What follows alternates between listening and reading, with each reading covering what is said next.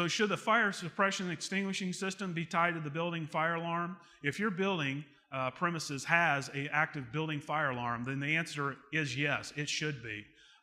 You need to have it tied for alarm, trouble, and supervisory.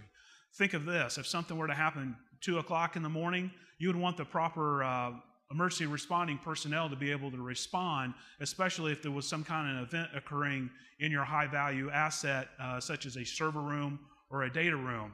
But the one key thing is you also need to consider is you also please look out to your AHJs or your authority having jurisdictions to ensure that they may actually have different specifications that they want you to follow.